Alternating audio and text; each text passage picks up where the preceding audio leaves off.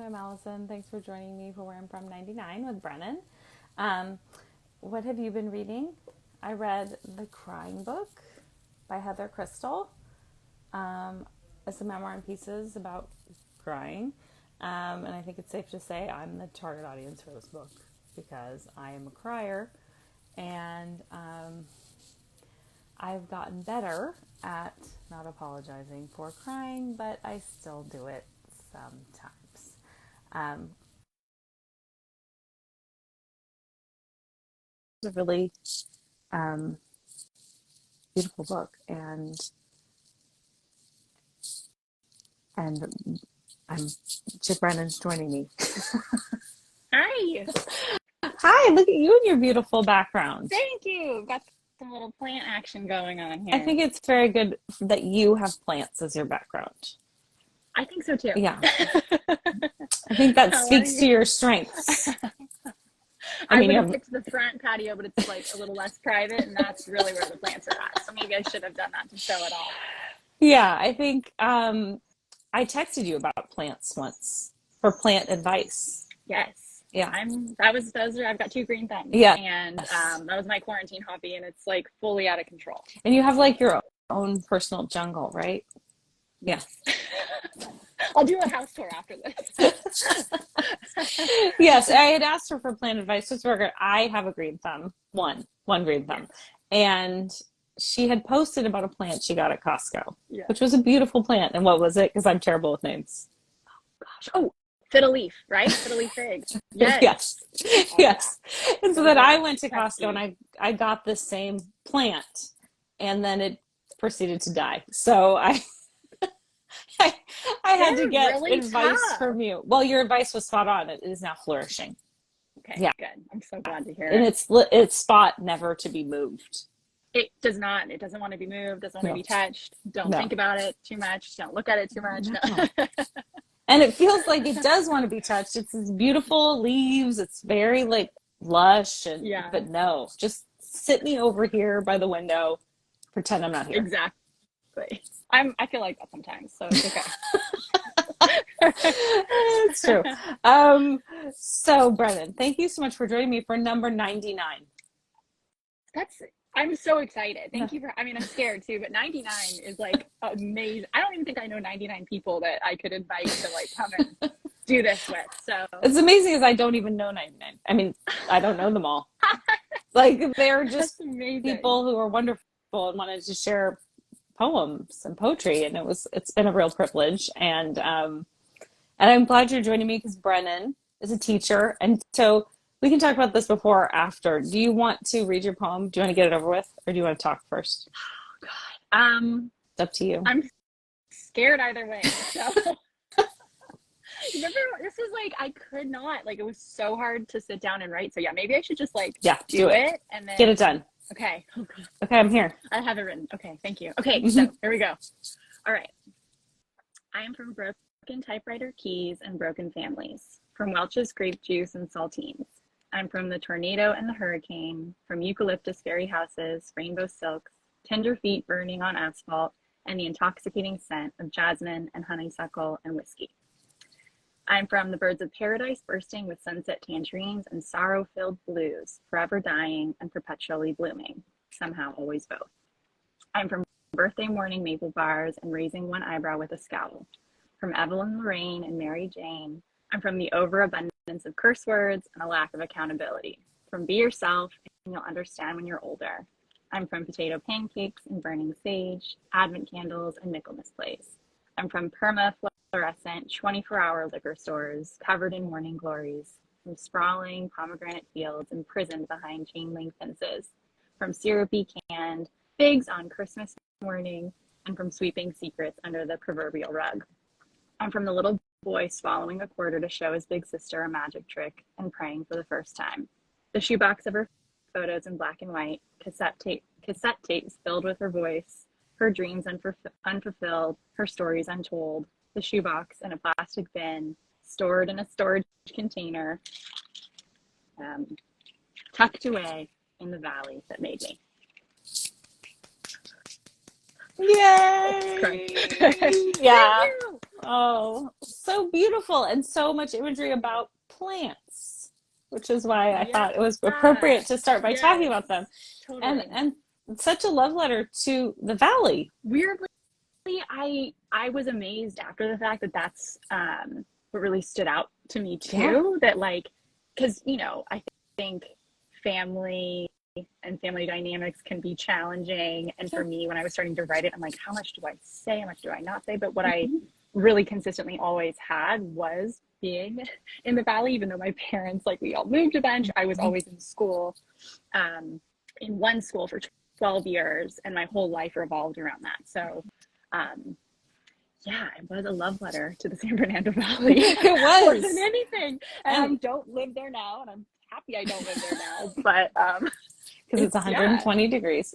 110, but whatever, hot. same diff. Yeah, So, but I just, and also all the different, like the honeysuckle and the, like all yes, of those smell, jasmine, like all those things that what I love about these poems is that oftentimes they ping memories in my yeah, brain, yeah, like travel totally, might or a movie or book or whatever. But it's funny because, yeah, those smells are very much here. Uh, totally. um, and I love jasmine, and my husband hates it. He's always like, "What is that smell?" Oh He my thinks it gosh. smells like pee. He probably doesn't appreciate me sharing that. I was like, it smells like jasmine. But anyway, The I thought it best. was really, and the chain link fence and all of it, just kind of like how I really felt like this in my own poem. And I think in most of the poems, and the prompt helps you go there, Yeah, but how much the natural world gives us sustenance. absolutely. Yeah, the where I went to school, it was a Waldorf school, and it was on a 10-acre campus, and it was my home away from home, and it was just beautiful, from the play structures to the trees, like the eucalyptus trees that were out. Like, I have memories of building little fairy houses behind one Yeah. particular eucalyptus tree with one of my best Yeah. friends. And when we were there in the late 90s and early 2000s, before a lot of development was happening, and gentrification and all of that, especially Mm-hmm. in the San Fernando Valley, there were fields and fields and fields of pomegranate trees, and the older kids would boost the littler kids over the fence, like totally not allowed, Yeah. but we would get boosted over to grab the pomegranates. And we remember, like, collectively being so disappointed and so upset when um, that entire field was removed so that houses could go up there. We were just like devastated, Mm-hmm. but the campus itself was just so magical. And for me, when I think about my childhood and think about what I loved the most and where I'm from, like, it really is that place. Um, every nook and corner was Mm-hmm. just so special, that, and like, just magical is the word that I really have for it. And really was my home away from home. So I think I wanted to, especially because when you brought this poem, you were helping me with my students, and I was like, I don't have a poem to write. I don't know what I don't want to freak these kids out. Like, Yeah. it was Mm-hmm. not fun. It was not a fun Mm-hmm. time. A lot of my childhood was not great. Mm-hmm. But what was always consistently great, and I always consistently felt safe and seen and taken care of, was when I was at school. So, That's a um, wonderful school. yeah, oh my God. And And if that's the I could, goal, right? I yeah, mean, that's the that's sort goal. of like this, that Totally. a school is the safe A safe place where you feel space. seen. Yeah. Absolutely.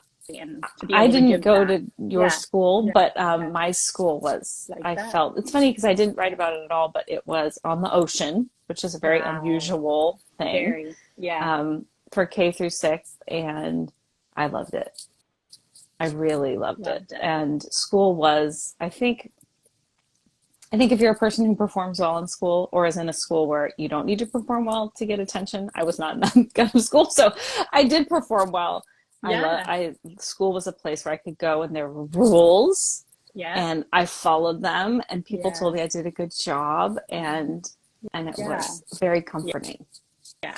Absolutely. Yeah. Highland Hall is the school I went to. It was a Waldorf school in the Valley. And they didn't do grades. Like, the first time I ever got a grade was in Yeah. high school. I Yeah. didn't really care about grades until really even I got to college, because it wasn't about that. Like, school wasn't about getting a Yeah. grade. It was about giving everything you could and being your very best and working hard. And not about, like, you are an A student, you are not a B student, whatever it is. That didn't really Mm-hmm. kick in until later. And now I'm like, I need to get an A on everything. But yeah. So what was the experience like? Because did want to talk about Sure. that, because when we were in the classroom, because my poem, I definitely talk about things that were difficult. And I have to say, when I read it, oftentimes, particularly I think to kids who vaguely know who I am, Yeah, they're surprised or reminded that I'm a person. totally.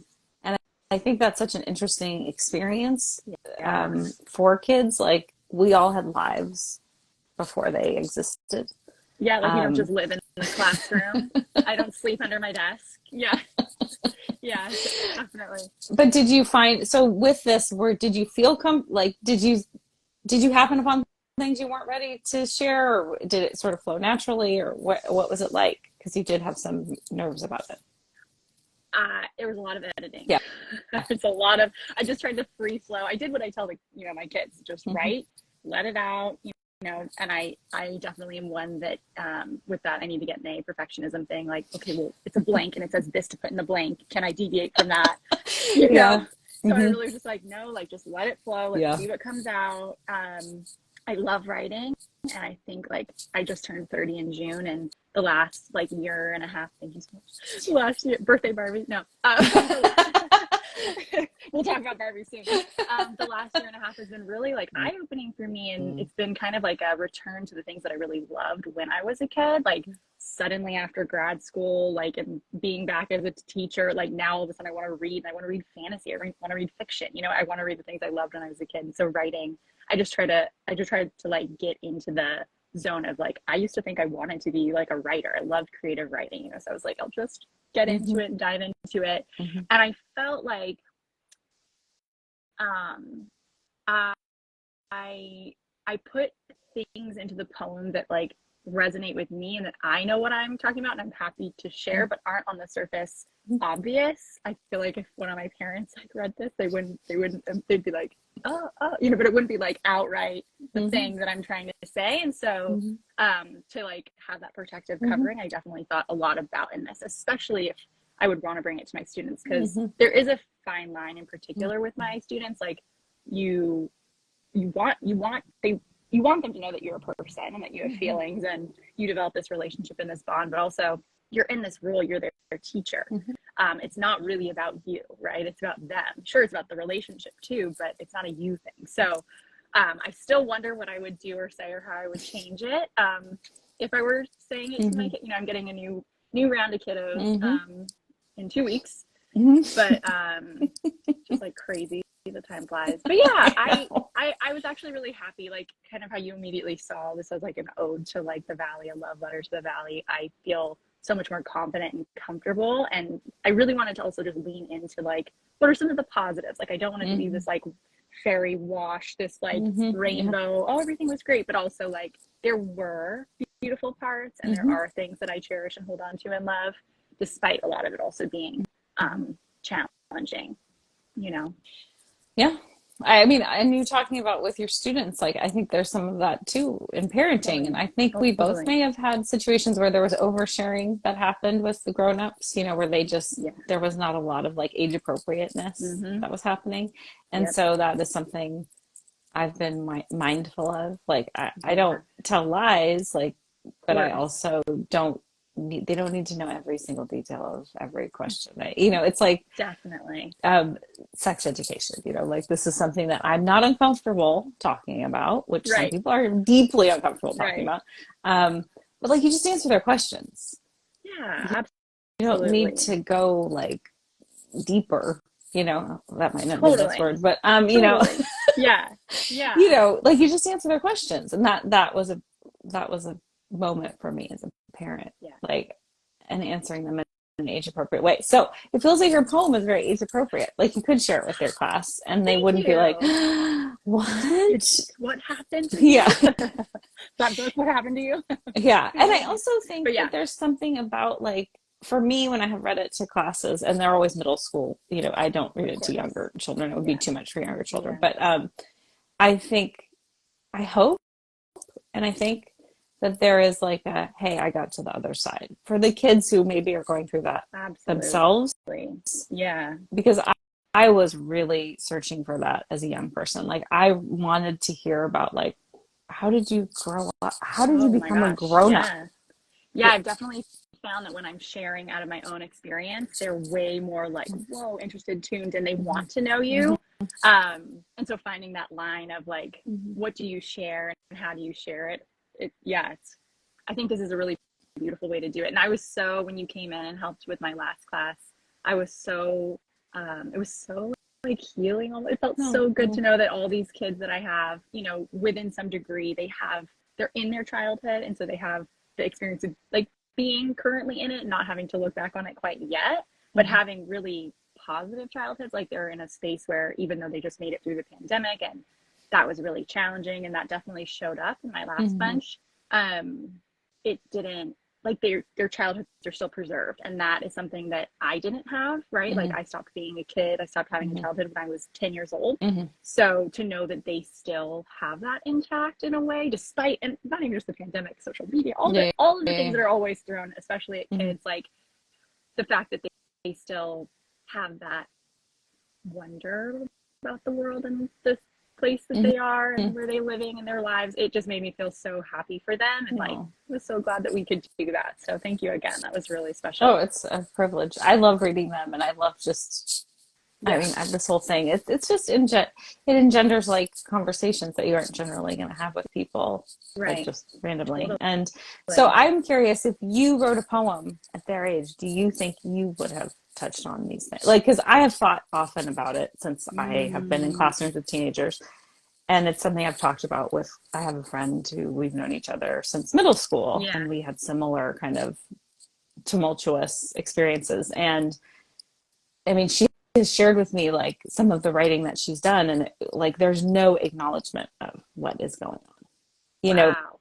Yeah, like it's just that's interesting. it's off, I it's over there, like because you're not even looking at it. Or right. also, like, do you even feel comfortable?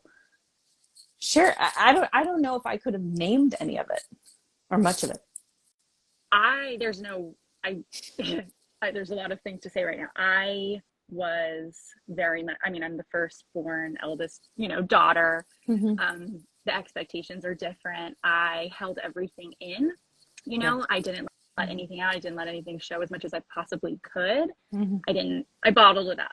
And that's definitely manifested in my adult life. And I would not have, I didn't, one of the things I was told at home was, what happens here stays here. You don't Right. talk about it. So Right. for me, like, having therapy, Mm-hmm. extensive therapy in my adult life Mm-hmm. has even been Mm-hmm. like, whoa, like Mm-hmm. really scary to actually open up and share and to be here, even talking and even writing a poem about it, even though I didn't let it all out, like, Right. is very terrifying just Mm-hmm. because of, you know, the way that I was raised, right? Yeah. So I do not think I would have Mm-hmm. shared. There's no way Yeah. that I would have shared at that time. I think I would have I love writing, so I probably would have loved to write it. But Well, I think you I probably would think have had a lot of those same natural elements. You know, like probably, you would have probably, I think what's interesting yeah, is you would have had a lot of that and maybe the right. quarter story still, because that's something that Oh you my can, God.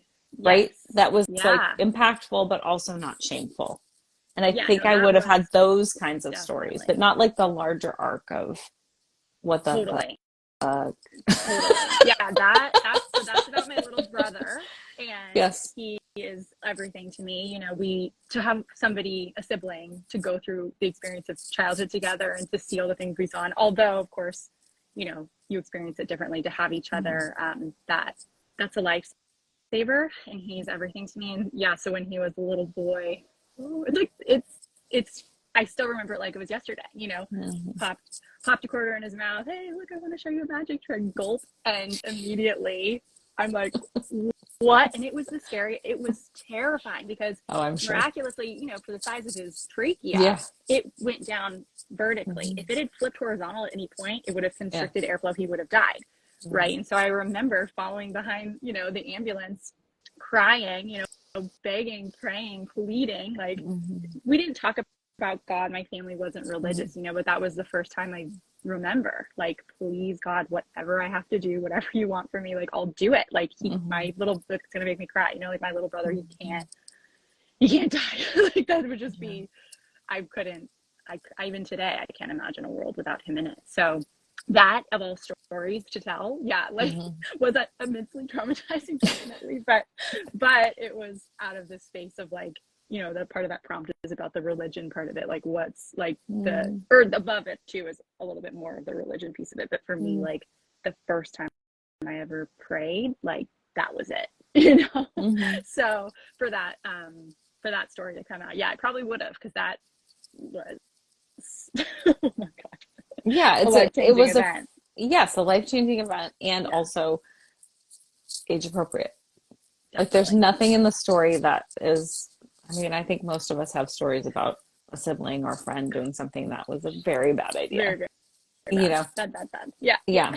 And then as a parent, you're like just running around trying to not do those things. Please don't. Right. You know, it's like I would never. And it's the one time my mom was on the phone with our grandparents and literally looked away for a second. My brother was very accident prone in general. And, you know, my mom, even I was talking to her this weekend, and she was even saying how, you know, the divorce that my parents had was so much harder on him. He acted out, he had all these issues, but you handled it okay. You know, you were fine. And I'm like, that is absolutely not how I experience. Like, I am not okay, even still working through this trauma, you know, your choices. And it's so interesting because he was so, it was just like, are you trying to kill yourself? Like over and over and over. There's but that was the worst of the, you know, and he, of course not, he was 4 or 5 years old. It was not intentional, you know, that he popped a quarter down his throat. He wasn't, So anyways, the one time you look away from your kids is the one time.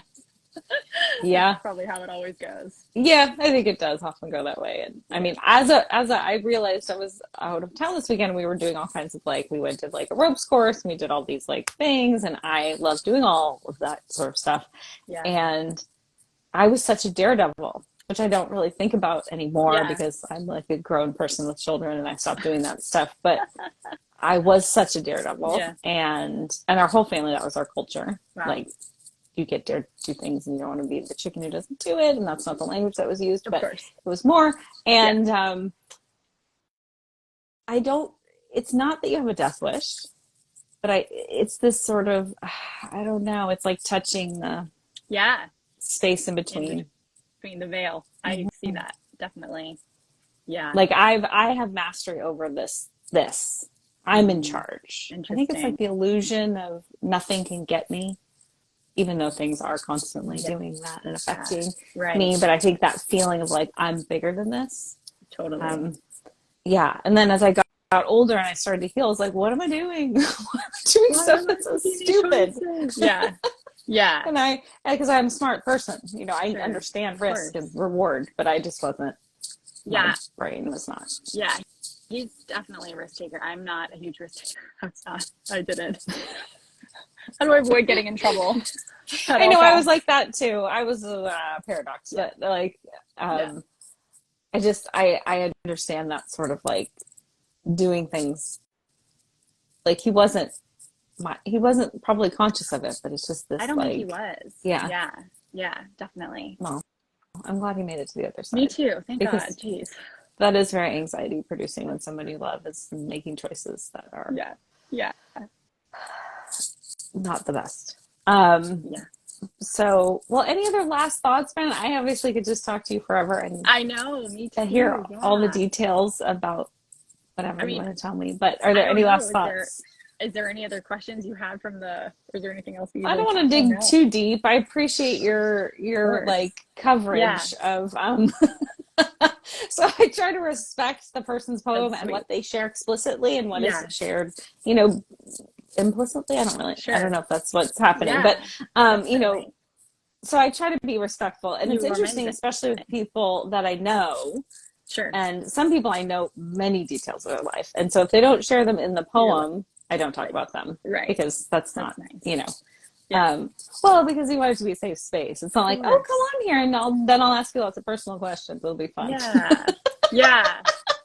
Totally. No, I think it's great. I appreciate the opportunity to do this with you, and you know, it was so wonderful to have you come in, and like I'll have to do it again. Great. I have another round of them, so that would be awesome. Because it was such a wonderful experience, and it was nice for me too to have the opportunity to go through and say, okay, what what are the positives that I have and remember and can put into this poem that are meaningful to me without it being too intense, you know, or diving in too deep or feeling uncomfortable in any way. And I really, I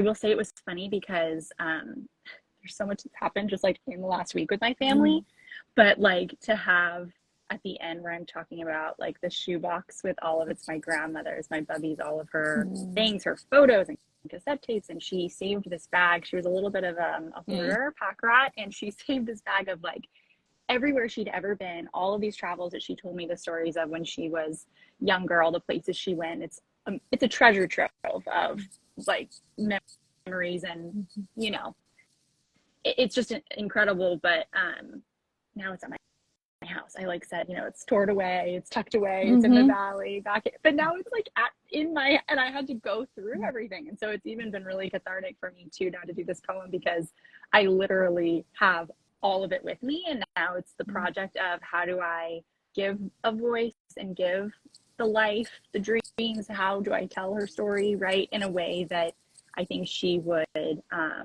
feel like honored by, you know, because she was so important to me and so special to me and loved me so much that I of course feel the same way. I'm like, okay, now I have all of this, now what do I do with it, you know? So I just thought it's kind of because she comes up in this like a lot, like the flowers, that's all like in front of her house, and you know, the raising the one eyebrow, that's her, and be yourself, that's her. And so it's like, it's also like an ode to my grandma in a lot of ways, because she is part of what made my childhood feel so safe and so special, even though the relationship she had with my dad, you know, it was not good.